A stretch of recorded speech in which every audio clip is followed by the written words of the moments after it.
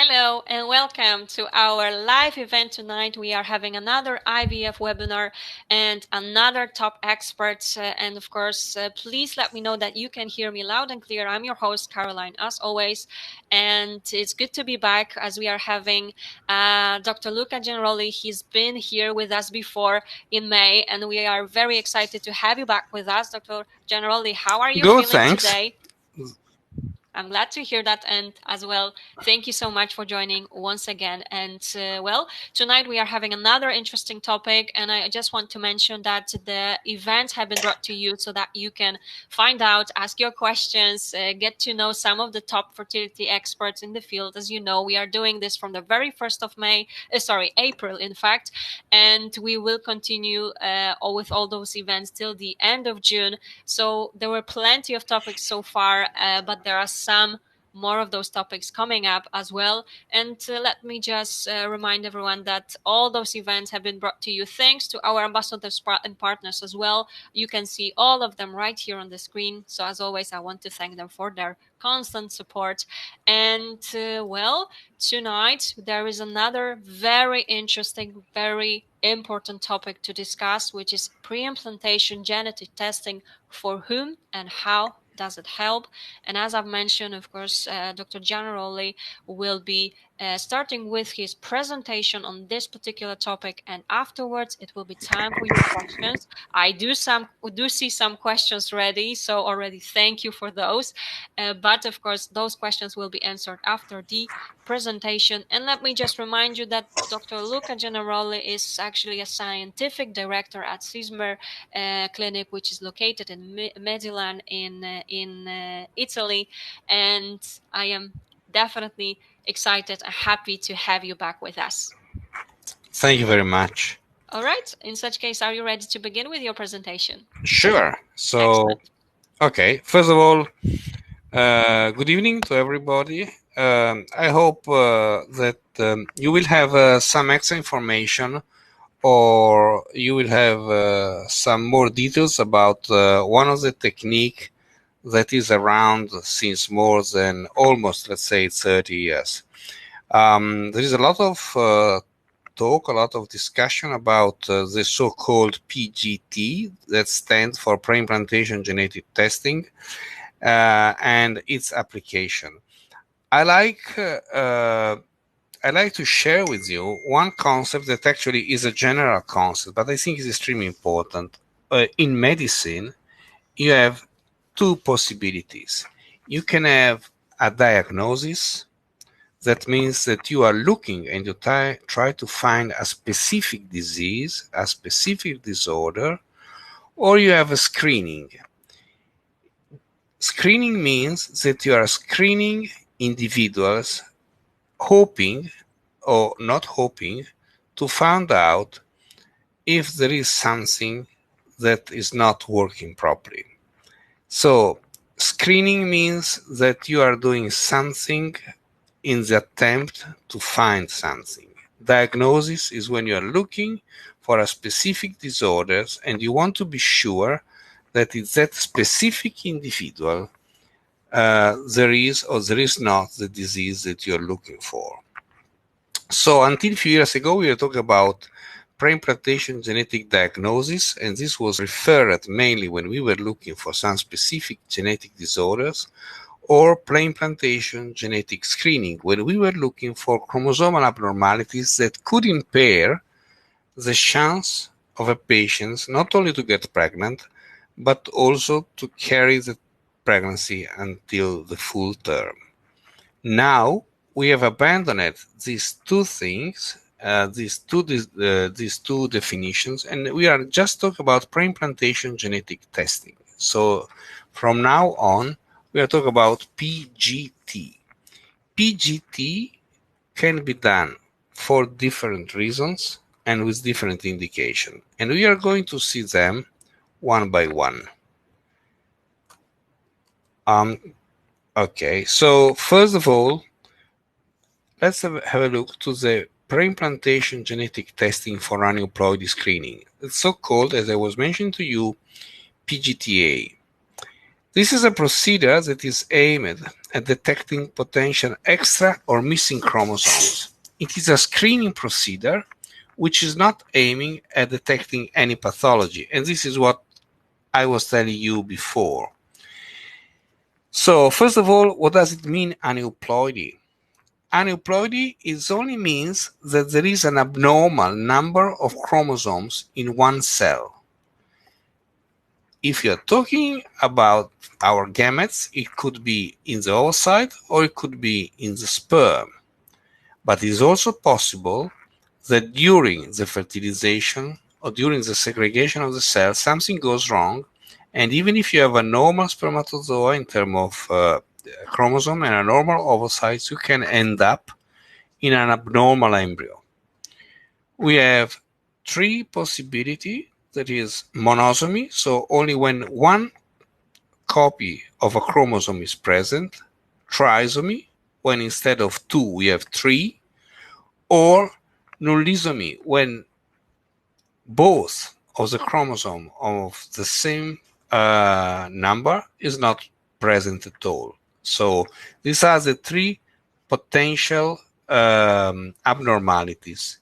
While we're talking about euploidy, when we have the correct number of chromosomes.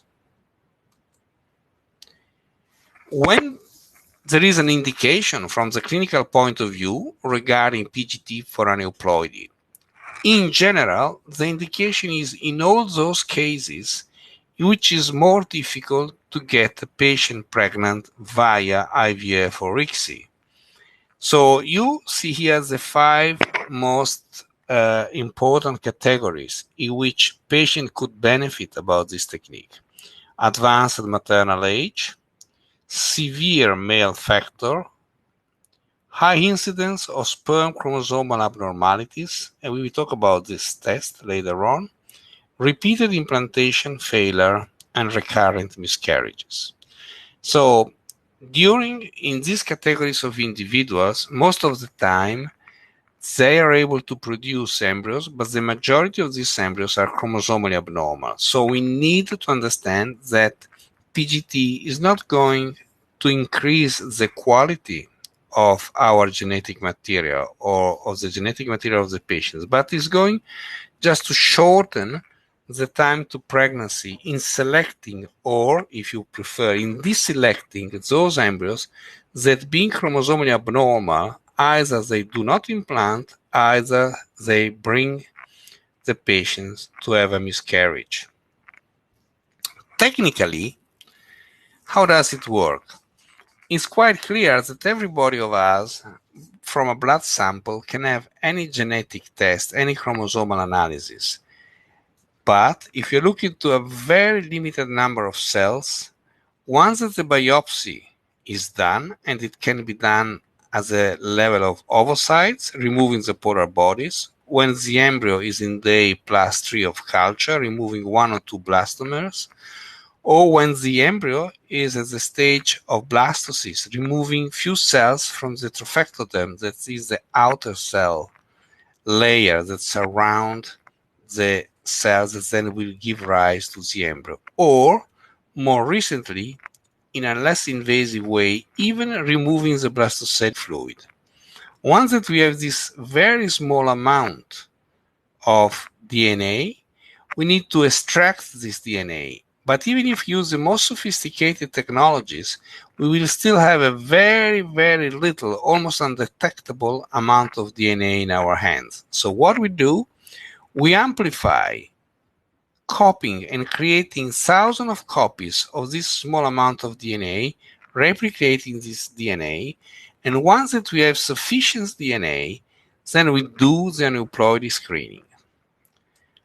What does it mean to do the aneuploidy screening? It means to use some techniques like array or NGS, where you end up in having a graft. So most of the work actually is done by very sophisticated software in which they show you that all the chromosomes that are these gray and white bars, so chromosome 1, 2, 3, and so on, they have a certain amount of DNA that is in the range of normality. So we say all the chromosomes are there, so there is a normal number of chromosomes, so this is a transferable embryos. On the other hand, we could have one chromosome that looks like not being there, so there is a loss of DNA for this specific chromosome, and we say that this embryo is not transferable simply because there is one chromosome less. On the other hand, and you see here an example, for instance, of trisomy 21, you see that there is an extra amount of DNA in the area of chromosome, in this case 21. So again, this embryo is not transferable because there is a risk that the embryo actually has one extra chromosome. So it doesn't matter which sophisticated technique you use, NGA, array, or even in the future new technologies, the point is as simple as that. We don't want to transfer those embryos that either have zero chance of implanting or very limited, either they can implant and give rise to a miscarriage or give rise to an affected individual. Just to give you an idea, if we have 3 chromosomes in the pair of 16 or 3 chromosomes in the pair of 22, we never have a born individual that has been reported. They always have miscarriage, 5, 6, 7 weeks, and so on. So, with the concept of selecting embryos that have no abnormalities, it's possible to increase the chance of pregnancy per transfer. Furthermore, if we avoid to transfer abnormal embryos, we should reduce the implantation failure and the miscarriages, the treatment cost, because you do less maneuvers that do not bring to pregnancy, and in doing so, you can, of course, reduce the time to pregnancy, because you are not going to transfer embryos that then will miscarriage or will not implant. Let me give you an idea of what I'm telling. These are 3 centers. The studies, as you know, are very important. They are significant if they are randomized and prospective. So you see the study from Mr. Scott in United States, from Young using another technique, and from Rubio from Spain.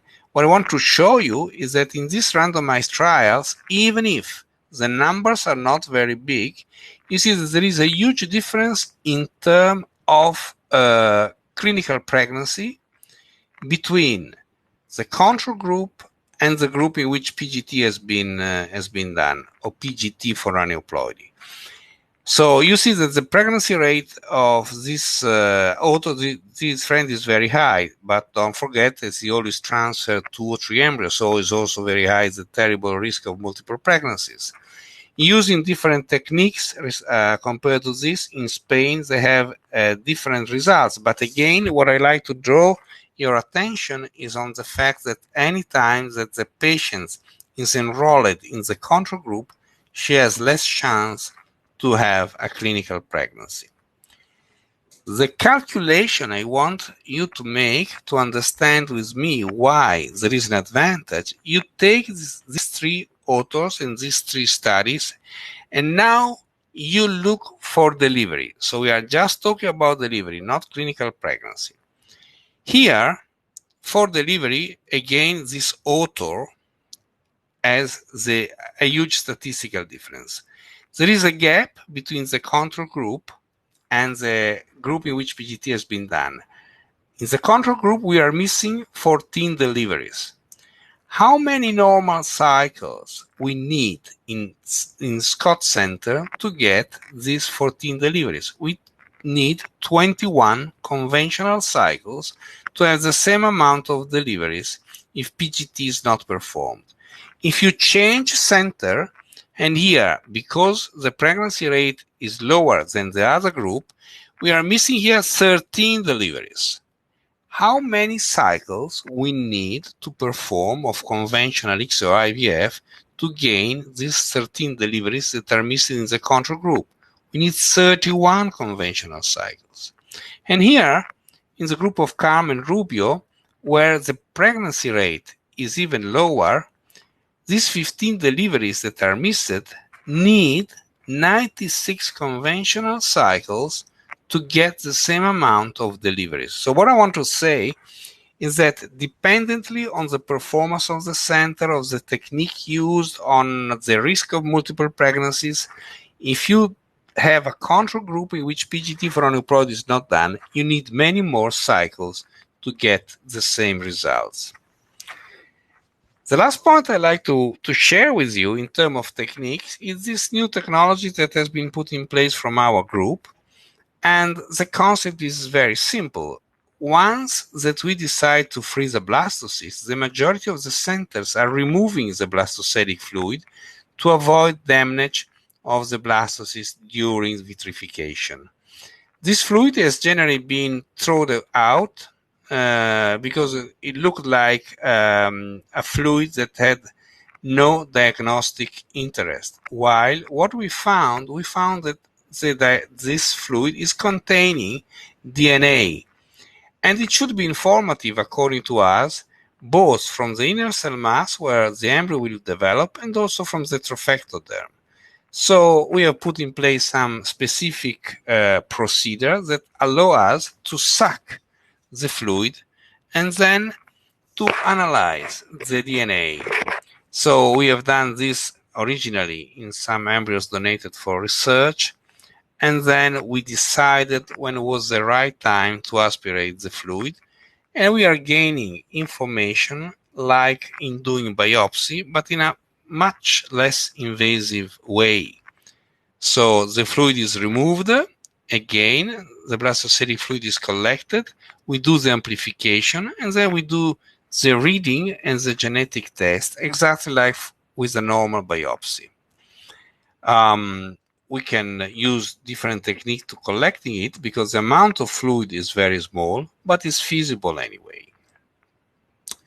Let me give you a practical insight of this work done from our group. So you see here selected single embryo transfer. These are our patients. This is the average age. This is the number of transferred blastocysts in this group. 17 of them looked like they had euploid blastocytic fluid. One had aneuploid blastocytic fluid, but it was transferred because the group, the trophectoderm, so the original technique was showing normal embryo, and we didn't get results from quite a large amount of blastocytic fluid. So the amount of DNA in the blastocytic fluid was so thin that we couldn't make any diagnosis from the blastocytic fluid. So what we did, we transferred these embryos because the conventional biopsy has shown us that the embryo was chromosomically normal. What we got? We got 33 ongoing pregnancies, clinical pregnancy, ongoing pregnancies out of 53 transfer, and that is fine.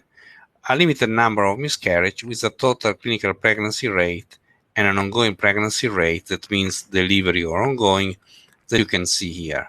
What I want to show you now is that if we split these numbers in two groups, those in which we found DNA and a group in which we didn't find DNA in the blastocytic fluid, have a look to the results.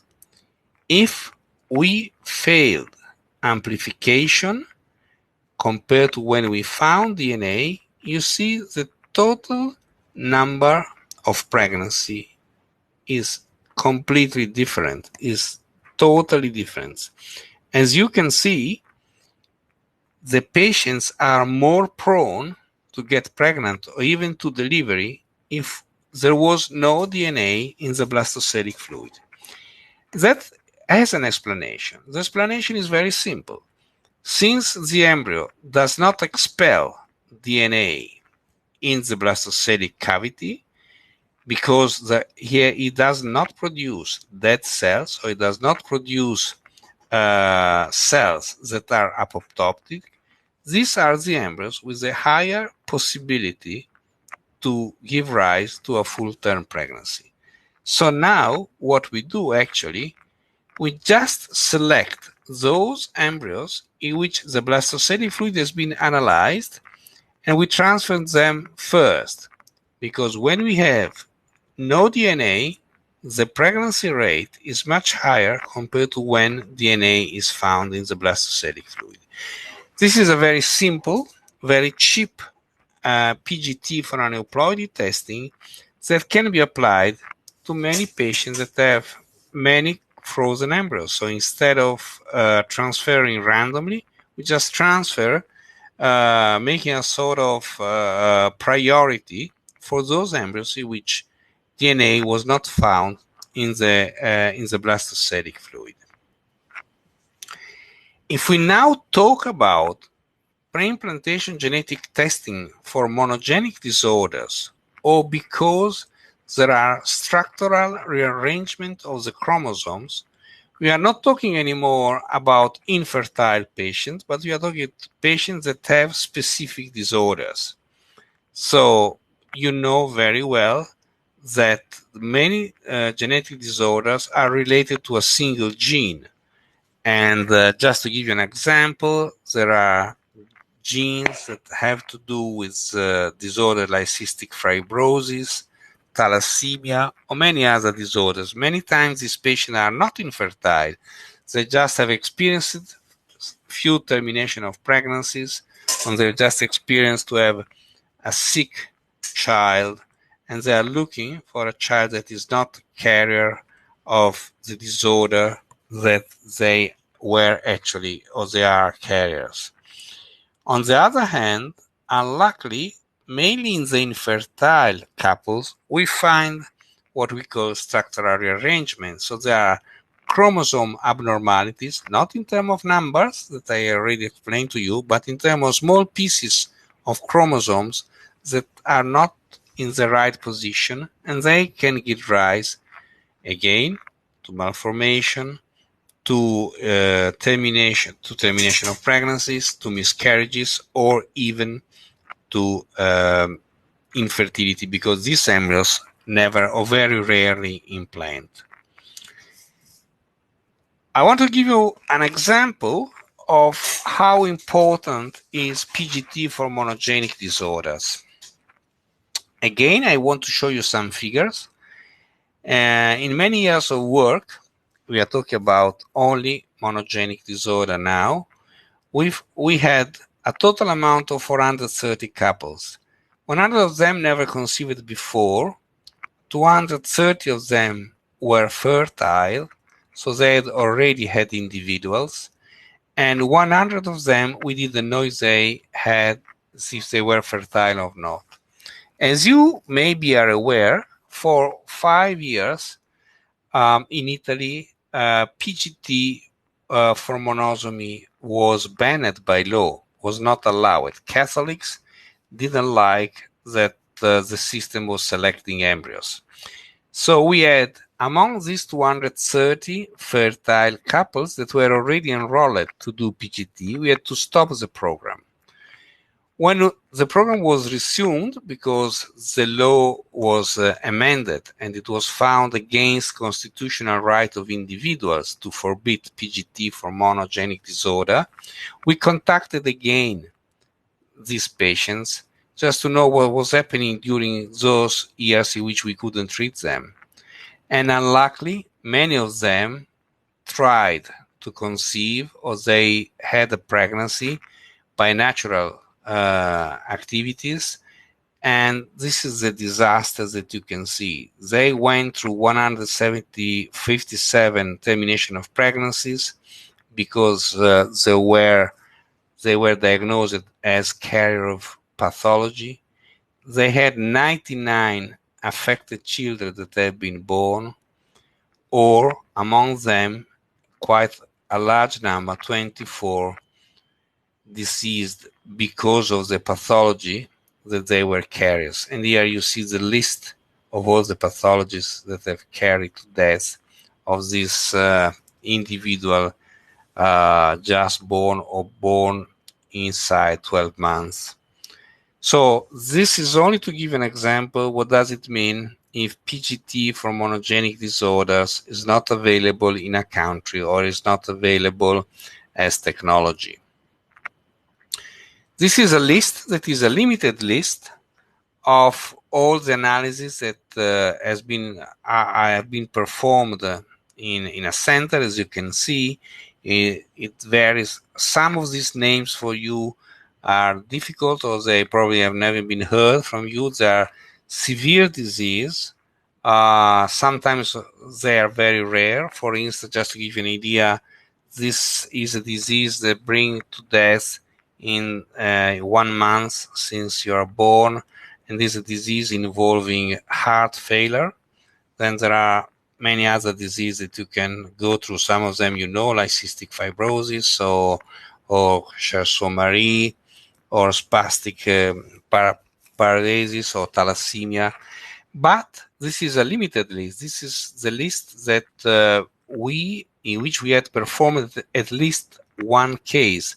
But the limit is only the number of pathologies that come to your center, because any genetic disorder from which you know the origin can be tested by PGT for monogenic disorder. How does it work? It works differently from PGT for aneuploidy. Before performing the treatment, we need to carry out a preclinical test. So we need blood samples or swab from the parents, so we can make a DNA analysis, and we can generate specific probe with markers able to detect the genetic disease even in a very, very small amount of DNA that can be collected during embryo biopsy. Again, what we do is very similar to what I showed you before. We need to amplify the DNA, and once the DNA is amplified, then we can look for the specific mutation that can bring the embryo to be an affected individual. Once that we identify the specific mutation, then of course we will not transfer that specific embryo. The monogenic disorders can be called dominant or recessive. If they are dominant, the disorder is affecting one chromosome, and because the mutation is dominant respective to the whole system, 50% of the embryos will be non-transferable. If the mutation is recessive, that means that is only in one of the chromosomes of the individuals, and it has to have two carriers, two parents carriers. Then you can have embryos that have no mutation, so they will be healthy embryos, that they have one mutation, and in this case they are only carrier embryos, so the individual is not affected, is only a carrier. Or these embryos can have the two mutations, and in this case the embryo is affected and again should not be transferred. What you see here, 25%, 50%, 25%, is mainly a theoretical number. I'm saying this because there are families that can generate many more affected embryos than 25, but on the other hand, couples that can generate many more healthy individuals that you can expect, so over the 25%. So this is just a general concept, but then each individual family has different percentage of possibility. Again, here what you see is almost the same using different techniques that I just showed you. Is there is only a small piece of chromosome that brings to abnormalities. If again you stay in the range, you have a balanced translocation, so there is no problem. Otherwise, you can have either loss of pieces of chromosome or gain of pieces of chromosome. And in these cases, embryos should not be transferred. So, in conclusion, from this point of view, if we go back to the concept of aneuploidy that can be combined with the search of a specific monogenic disorder, the concept is to decrease dramatically, of course, or to prevent almost totally the birth of affected children, to reduce dramatically, to prevent miscarriages, and to prevent termination of pregnancies in case of transmission of the pathology. If you consider this technique as a selection technique, of course we need a large number of embryos available. So more embryos we have, more chance we have to find the best embryo to be transferred, or most likely the normal embryos. Sometimes you need to enter a circuit for which more than one oocyte collection is required, with the idea to bank embryos with the aim to have a larger number of embryos. We need to have genetic counseling before, and more specifically, it's important to have frank discussion with genetists. This technique, like all the testing technique, all the diagnostic technique, don't give you 100% of true results. That means that now we can say that 95% is not accepted anymore in any center. We have now sophisticated technologies that bring us to 99% of accuracy when we do our test. Just to give you an idea, again, here you see the numbers, the total numbers of a center that offering the service of PGT for aneuploidy, or PGT for structural rearrangement, or PGT for monogenic or aneuploidy. You see the numbers that I've put in this table. All in all, despite many times our patients are in a quite advanced maternal age, you see that all in all, per transfer, the pregnancy rate is quite high, but mainly if you can expose the patients to more than one transfer, the total birth rate, it varies according to the technique. It can go up to almost 50% for monogenic, and then remain stable between 24 or 25%.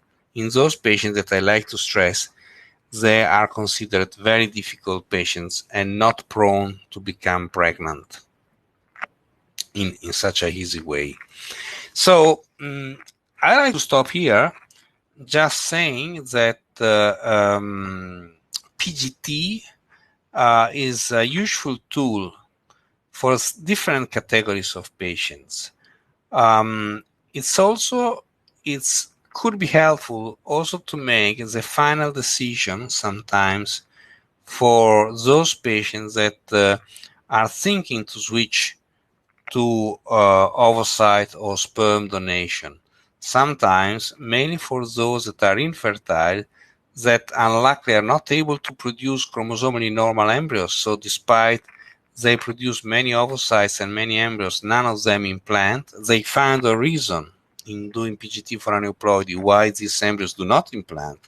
So this technique, apart of frustrating the couple, can also be useful to help them to make the right reproductive choice. That not necessarily mean to go for donation, but it could mean to look for adoption, to stop their program, to look for different objectives in their life. Anyway, is a way to give more information to the couples, mainly when they unluckily have no success.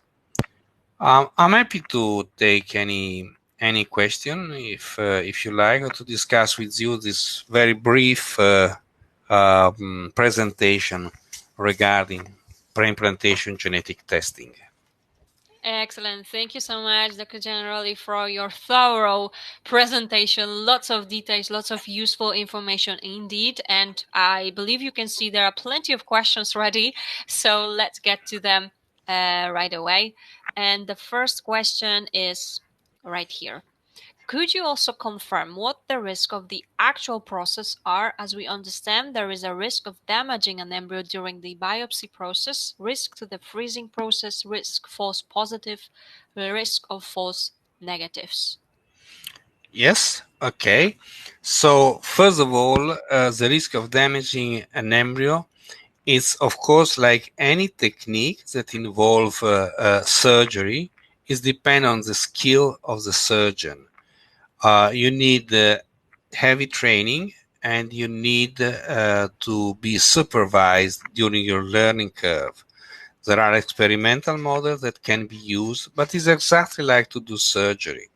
Of course, you do prefer to have surgery in your tummy by an experienced surgeon, but you also would accept to have a surgery performed by a young fellow as far as he has been put in good training and as far as well supervised. Let's say that in a routine biopsy center, the risk of damaging, mainly for the trophectoderm, it's almost nothing. It varies between 0 to 2-3% in a well-established center which biopsy is performed. The freezing process is not damaged or biased by biopsy. Now, using vitrification, 97% of the blastocysts that have been biopsied survive after thawing, exactly as those blastocysts that have not been biopsied. So that is not the gold standard. This is the average standard in, again, experienced centers. The risk of false positive and the risk of false negatives is that accuracy that I have just shown to you. It varies between 1 and 2%. What you can do is do a double biopsy, as now we are doing. So we are testing not only the cells, but also the blastocytic fluid. In doing so, the risk that both of them are false positive or false negative is reduced. So that 2%, it will be reduced again. If you have contradictory data between the two biopsies, then you can even perform an extra biopsy on the same embryos. So you take a risk for which you know in advance, which is the percentage of possibility of false negative, mainly, that you can check during pregnancy using invasive or non-invasive technique, as you are aware, NIPT or CVS, chorionic villus samples, or amniocentesis. The risk of false positive is the only risk that we have to take into consideration. It's possible that around 0.5, 1% of the embryos that you do not transfer because they look chromosomally abnormal, actually they could be transferred. And this is a risk that you can mitigate again, if you wish, if the center agree in performing another biopsy on the same embryo. Excellent. Thank you so much for your question and your thorough answer. As always, very, very interesting to hear that. Okay, there's another question. So, is there a minimum number for embryos before PGT would be useful? If you only have 1 or 2 embryos, would you or should you not use PGT? Okay. You can see the details, of course. Yeah. Okay, this is a very good question. I think that, and this, of course, is a difficult patience because of the age. It's difficult because at this age, the majority, something like 95, 96% of the oocytes are chromosomally abnormal. So the diagnosis is almost done from this point of view. If you want to enter the PGT program, we should think in another way. And we should say, very good, you are 40. We know that with 40, 70% of the embryos are chromosomally abnormal. So if we want to give you a chance to have one or two transfer, we probably need, let's say, 8, 9 blastocysts. Now the point is, how many eggs do we need to get 6, 7, or 8 blastocysts? And you make your calculation according to the quality of the sperm of the partner, according to the age, and so on. Once that you decide that to have, let's say, 7 blastocysts, you need 20, 25 eggs, then you calculate how many oocyte recovery you need to accomplish to those data. And you say, okay, you need, because of your age or because of it, 3 oocyte recovery. So you do your oocyte recovery, you let the embryos grow to blastocysts, you do biopsy, but you do not develop the biopsy. So you save psychological cost and economical cost. The month after, you do another oocyte recovery, and again, you store your 2 or 3 embryos that have been already biopsied, but the test has not been performed. When you reach the number that you have planned with the couple, 7 blastocysts, 6 blastocysts, then you ask to the genetic lab to develop the results. And then you can say, okay, embryo number 1 from oocyte recovery number 1 and embryo number 6 from oocyte recovery number 3 are those embryos to be transferred. And then you transfer 1 embryo each time, exposing the patients to a percent of pregnancies that change as that increase with the number of embryo transfers that you can do. So this is the right way to do PGT. And it's possible that for some patients it's not convenient to do PGT because they are too much poor responders, they are too old, and so on. So it has to be a combination, and it has to be a personalized treatment for each couple. And it has to be planned in advance.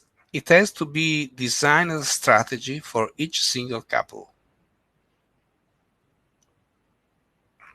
And again, excellent. Thank you so much for answering this another question. And okay, and sorry, there is a follow-up actually from the very same patient. So it's the question was in relation to having a single egg collection. Anything you could add? No, because a single egg collection can end in 1 oocyte, like in 10 oocytes. So the collection by itself is one piece of the whole system. So it's not enough to predict the potential results that you can have. So I think that this is a parameter that we shouldn't use when we are looking for a successful IVF program. All right, understood, of course. Thank you for the clarification to this. And now let's have a look at the next question. It's a bit longer one, okay? So let's have a look. My husband and our potential donor do not have the same autosomal carrier conditions, but we were told by the genetic counselor that there is a 1 in 20,000 for one potential for GJB2 and 1 in 19,000 for phenylalanine, hydroxylase, and deficiency that might be present in potential babies. Can we test this in PGD 24, which we will be doing anyway, or can we have a specific probe developed for this? How long would a specific probe take? Okay, let's start from the end. A specific probe, it could take between 2 and 3 months, mainly if you are not successful at the first time.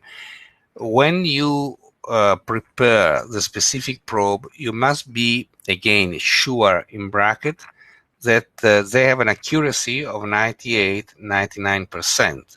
So if you're good enough, and sometimes also lucky, it can happen in 2 months, as sometimes it could take more than 2 months. The concept of these two disorders is interesting because the chance, as you can see, to have an affected individual in these two cases is very, very low.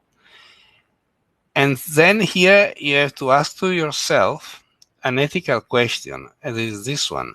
It's possible that there are many other disorders for which your husband and your potential donor have that have not been screened that can give to you in a much higher percentage an unaffected baby. So the point I want to make is that please don't believe, even if you are entering a donor program, that because of this or because of PGT you will have a perfect baby. The risk of chromosomal or genetic disorders is always there. What you do, you mitigate this risk compared to nature because you are removing from the reproductive arena those embryos that are carrier of a specific disorder. When you have 1 out of 20,000 or 1 out of 19,000, actually you have to ask to yourself if it is worthwhile to take this difficult route compared to the risk that is really minimal. I would like to think about disorders in which you have 25%, 30%, 50% of risk to have an affected individual, not really 1 out of 20,000. And again, excellent. Thank you so much for this. And sorry, there is a follow-up from the patient. So we screened 301 genetic carrier conditions, 288 general panel, and 13 from add-on panel, as my husband has recessive carrier conditions from both, but not the same as potential donor. Anything you could add on that? No, just confirming what I said before. I think that you can go ahead. Clarification. Okay, and the question is, let me just check it. Sorry, there are plenty of those. Okay, here. What is your opinion in testing any potential surrogate for any genetic carrier disease so that the pregnancy with our embryos don't bring to life any of the carrier conditions of my husband and donor, even though neither are the same?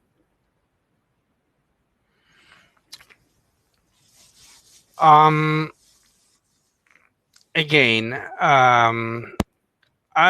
despite this is my work and despite I spent decades of years of my life to try to get the best embryo to transfer to the patient and the most healthy, I must say that I wouldn't enter the tunnel of the need for testing everything for everything and for everybody, because otherwise you will be always a worried and unsatisfied individual. I'm saying this because roughly between 50 and 80 diseases every year are accumulating evidence that they are derived from genetical disorder.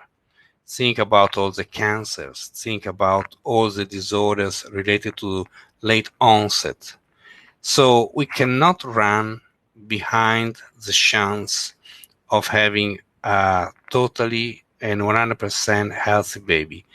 Please also be aware that sometimes these panels that are testing in bracket everything, they have, of course, some economical advantage or interest. So I would like to concentrate on the fact that either you have a serious risk of bringing it to life a sick or a non-healthy individuals, either you should stay with the game of the genetic roulette that is very rare in normal individual patients. In the case of the surrogate, I don't think that there is a need unless you are not using the oversight of the surrogate and the surrogate has already proven to be a carrier of a disorder. But in this case, she should not be admitted to be a surrogate mother. All right, thank you so much for that again, of course. Okay, of course, there are more questions coming up. So, just give me a second. Okay, here it is. In PGTA NGS for blastocyst biopsy on day 5, what percentage of embryos would you expect to get no results for? Example, not able to say if aneuploidy or euploidy. Okay. It varies between 2 and 3%. Again, if you repeatedly have this problem, so it's not a case, but you have in different cycles more embryos with no results, once, of course, that you are sure that the lab is a lab with full standards that are expected to have, then you can argue that this is generated by the gametes that we are using in this test. Sometimes these gametes not giving an answer, that means that the DNA containing those cells is fragmented, is not correct, or is in a very small amount. So the percentage is general, as I told you before, but if this happens repeatedly in a couple using the same gametes, then it's suspicious that the problem is not from the lab, again, once that you have checked that the lab is the correct one, but is due to the genetic material that is being used. Okay, excellent. Thank you once again for answering that question. And we are having like two patients that are asking about HEFA. Okay, let me show you. So I understand in the UK, HEFA has recently graded PGTA as red, not recommended. What are the reasons for this? And actually, someone has put the whole information about this. Yes, because it shows no evidence to show that the treatment is effective and safe when it comes to that. So, okay, anything you can advise? sure. Yes. First of all, you have to take into consideration that each National Health Service has different approach regarding the costs of the treatment and the background that has led to this. So in other words, you have exactly the contrary of this message in other countries with competent authorities, from Spain to other countries, I just said, to Czech Republic, to Italy, and so on. Why is this? For a very simple reason. Because from one side, data in the literature are sometimes fragmented and sometimes they are not clear enough. On the other hand, the indication that has been given for the couple to do PGT, in this case for aneuploidy, are not specifically indicated. So, in other words, again, you are not going to make your genetic material better. You are going to make a testing, a screening, if you wish, or a diagnosis. And that would accelerate your final decision if you want to continue and if you want to reduce the time that is separate you to pregnancy. Again, just to give you an example, in UK, if you have up to 3 or 4 miscarriages, they don't do the karyotype of the aborted material. They just say try again, and soon or later, since miscarriages can occur randomly because of aneuploidy, you will deliver it. In other countries, after 2 miscarriages, the first thing that they do is the chromosomal analysis of the individuals, of the aborted materials, and if it's chromosomally abnormal, they go to the individuals because they think that the burn of a miscarriage is too much and the wasted time and the cost for the National Health Service is too expensive when a patient has a miscarriage. So again, it varies very much country to country. The opposite, for instance, to the UK concept is in the United States, where they have the highest incidence of PGT for aneuploidy cycles compared to all the other countries in the world. And again, thank you so much for explaining. This is definitely interesting and very, very useful as well. And well, there is a question here. What is the accuracy for PGTA? Is what I just finished to tell you, and this is what you should find in the informed consent. The risk of a misdiagnosis, it varies between 1 and 3%, with an average of a little bit less than 2%. Excellent. Thank you for repeating that, of course. So this is like a home message for everyone, for sure. Okay, there are like 2 questions left, so we will be slowly finishing, but I just want to encourage anyone, if you have any questions left, this will be like a final call for those questions, so go ahead and type those in. And the question is, what would be the result if the actual embryo was damaged in the PGT test itself and actually transferred? What do you mean for damaged? Yes, This is my question to you. Of course, if you could clarify, Angela, would be perfect. Okay. Yes, someone is typing, so I believe it's Angela, so let's give it a minute. Yeah, or just answer another question in the meantime. Yeah, let me see. There is, yeah, from another patient. We will go back to this one. Yeah, sure. My husband and I have both the genetic mutation MTHFR, mutation to heterozygote state. We had many failure after implantation. Do you think this can be the reason of failures, and does the PGT could be a solution for us? Okay.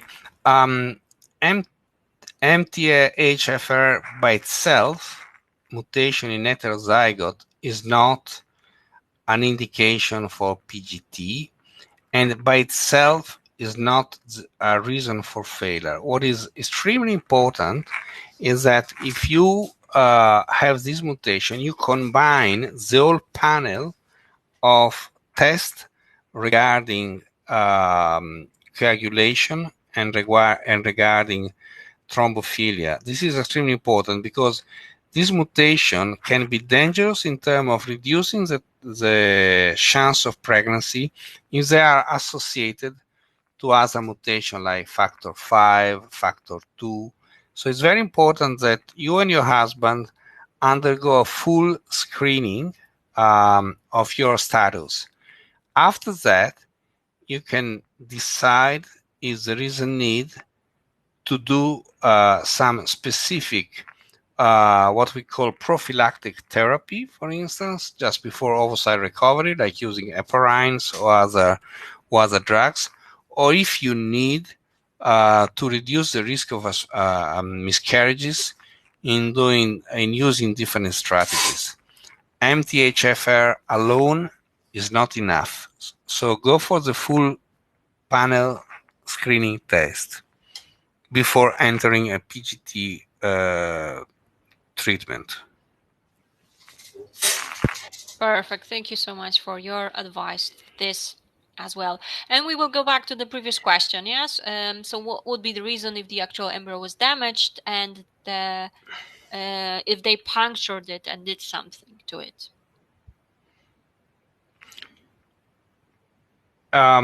Again, it's like you perform ICSI. You can damage an egg, and the egg will not be fertilized.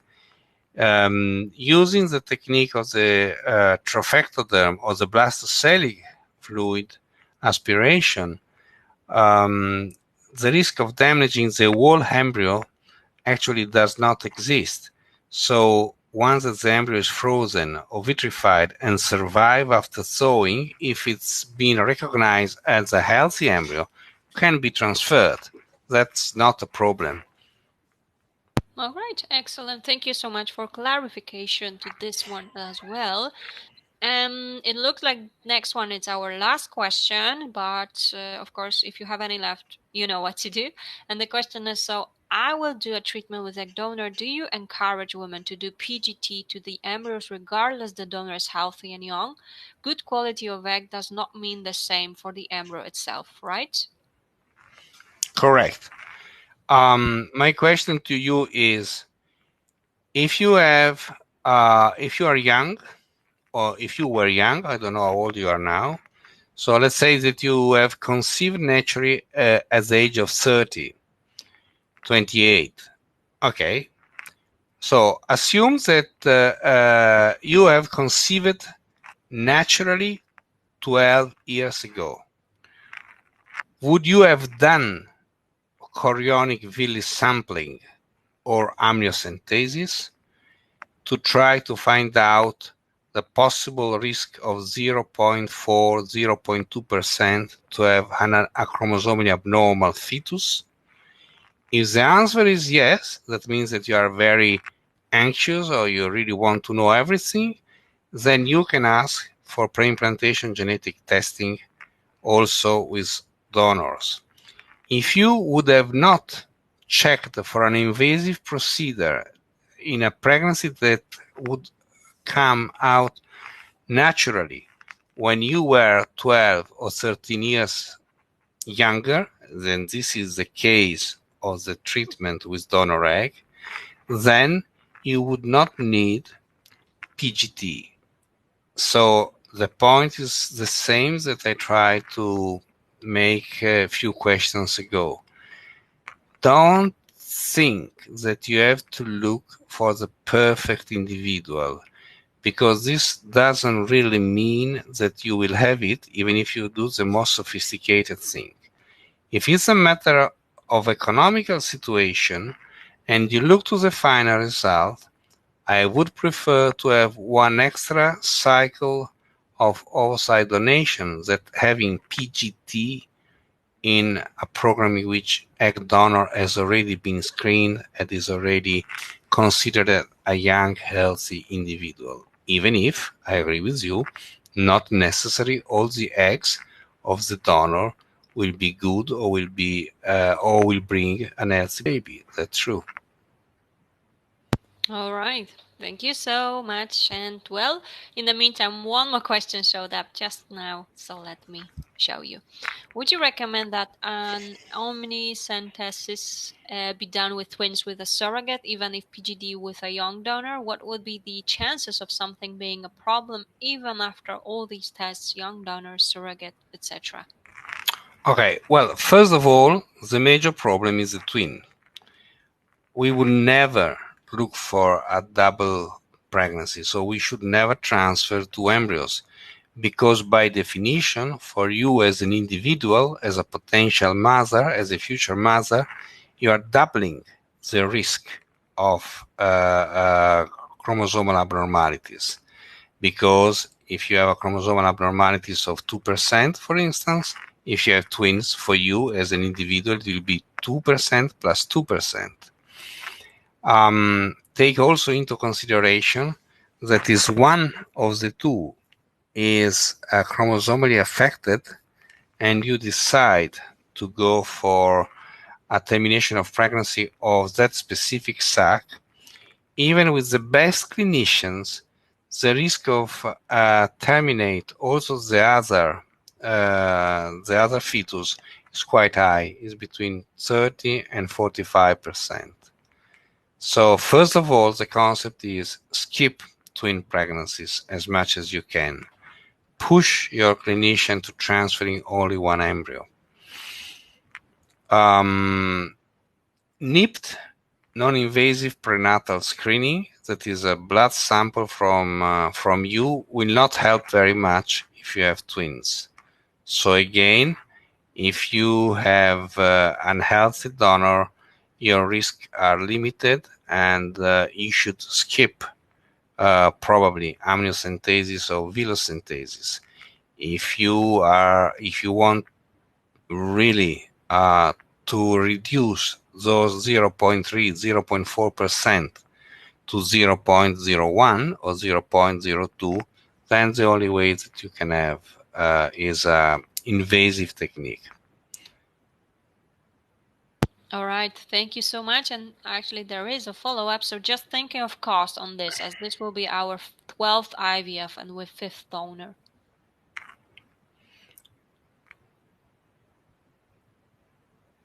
It's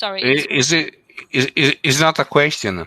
No, it's just additional information from the same patient. It's a dramatic conclusion where sorry, this would you recommend to be done things? Oh no, this is the previous question. Yes, sorry, yes. Yeah, going back to that comment, for sure, there must be something why you have failed so many cycles. There is a limited number of patients that fail in such a bad way as you are showing us that you have done. I think that before looking for another cycle, you need to be sure that, yeah, I agree with you, so cost it to do another surrogacy journey. I agree with you. Yeah. The point is, you need somebody independent that reviewing all your history, all your data, come only to two possible conclusions. One is, hey, we missed a piece of information. Please do this exam or do so or find, and that could give us an explanation. Either he will be able to tell you, stop it. You have done everything that you could do, and there is nothing else that you can do. So these are the only two potential answer to your situation, for a very simple reason. If you assume that all you have done has been done in serious centers, in qualified centers, you should have been already pregnant more than once. So there must be either something that is blocking your situation, or if there is not, as the best of the knowledge that we have now in 2020, probably you should be recommended not to go ahead further. Okay, thank you again for your questions, helping out, of course, Dr. Gianaroli. Yes, so the patient has added endometriosis, PCOS, etc., fibroids. This is the situation from the patient that has had the same patient has added this. Yeah. So I see, Angela. Yeah. Well, you need a deeper analysis of all your data. You don't need to see a doctor. You only need to organize a review of all your files. That's and then take the final decision. My suggestion to you is to go to an independent doctor that has experience in not only in techniques, IVF techniques and related techniques, but also have experience in endometriosis and in all the other disorders. So you need an helicopter view of your situation before you take a final decision. And for what I understand, you don't need to see him directly. You can do by electronic or virtual meeting. It takes a lot of time because I suppose that the amount of materials that you have is enormous. But probably this is the only thing that you can do. Okay, there is a follow-up from the patient again. Would you do this review? I supposedly went to 4 of the best clinics in the world. That means that the review will be even more difficult. Yes, I mean, I am prepared to do so as far as you comply with my request in terms of material and document. But I think that if you need a suggestion, well, there are other colleagues probably closer to you. But again, I don't think that you need you need to see a colleague. You just need to fill up him with all the documents. Of course. Thank you so much. And just to let you know, of course, I will send you a link just so you can get in touch with Dr. Gianaroli and his team, okay? If you wish, then I will be happy to send it in a minute. Now, there is another question, so let's have a look. So what are the chances of finding unemployment in PGTA according to the age of the woman? It's increased with the age of the woman. Start from this point. At the age of 40, over 45, as an average, you have 95, 98% of the embryos that are unemployed. Please do not consider the age as a milestone parameters, because there is a difference for a woman that has the age of 40 and has started to have period at the age of 9 or 10, and a woman that has at the age of 40 has started to have periods at the age of 14 or 15, or a woman at the age of 40 that has a BMI over 30 compared to a woman that is a BMI below 25. And there is a difference in terms of aneuploidy if the same woman at the age of 40 have experienced endometriosis or has not experienced endometriosis, or there is an history of miscarriages, or a history of infertility or subfertility in her mother, and so on. So the age is important, again, as a general parameters. What we need with you patients is to use a sort of precise medicine. That means to adapt all our protocols, all the things that we know, all our tools, couple by couple, individually. That's the only way in which you can get the best out of these techniques. Exactly like in any field of medicine is done. No one good clinician will give the same amount of antibiotics and the same antibiotics only because there is a fever to an individual of 80 years old or to an individual of 10 years old, even if the pathology is the same. So we need to adapt to each individual before we take the final decision. Perfect. Thank you so much. Once again, next question is ready. It looks like this is our final question. You mentioned a PGTA, biopsies repeatedly return as no result. It could be a problem with the gamete. Is it possible to assess if it was due to the possibility of gamete and which partner this could be due to? Yes, as there is we are talking about PGT for aneuploidy, exactly. So there is a test that is quite a difficult test for the lab.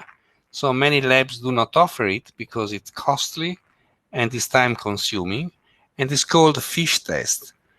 You know that if you do your chromosomal analysis in the blood, you actually from the blood have a correspondence of all your organs, liver, spleen, eyes, skin, whatever, but not of the sperm of the male partner or of the oocyte of the female partner, because the gametes have a different route in embryogenesis. So we do not understand from a blood sample, from the chromosomal analysis of the blood, if your husband has a good sperm in terms of percentage chromosomally normal sperm. So there is a test that is a chromosomal analysis performed in each single spermatozoa, and that is called FISH test. If it's come out that you have that your husband has a high incidence of chromosomally abnormal sperm, doesn't matter if you do PGT, you never get out with a serious result or with a proper result. Same stories with the oocytes, of course, that you can check analyzing the polar bodies. Of course, when you have problems like this, we look first for the sperm because it's easy to collect. It doesn't require the surgical procedure of oocyte collection.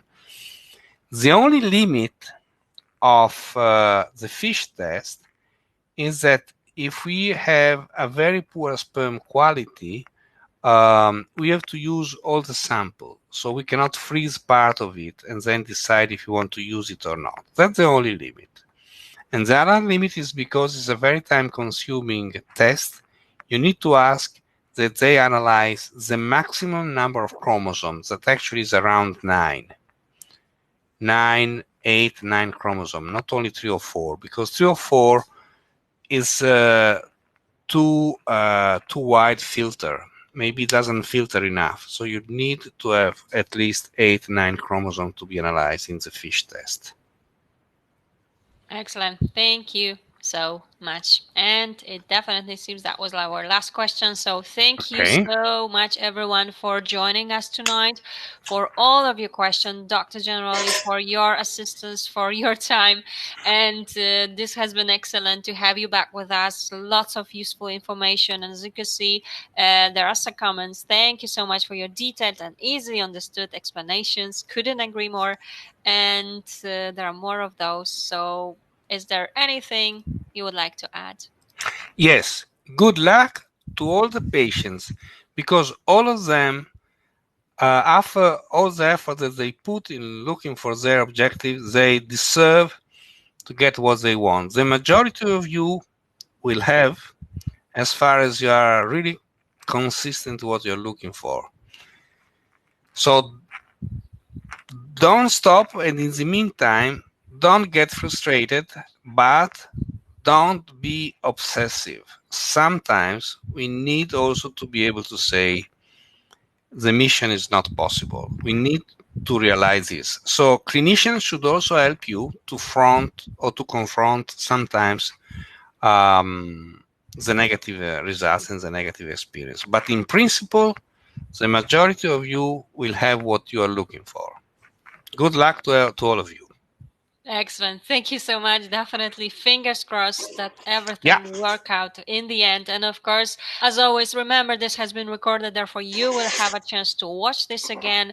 You can simply subscribe to our YouTube channel. That way you will know where the video is uploaded. And of course, if you go to our Facebook or Instagram, you will know when new events are coming. As you know, we will be back here on Monday at 6 p.m. and at 8 p.m. UK time. Thank you so much, everyone. Have a lovely, relaxing weekend. And I do hope to see you on Monday. Dr. Gianaroli as well. Have an amazing weekend. And, well, I just hope we will be able to have you back with us once more. Thank you so much. Good night. Bye. Good night. Bye-bye.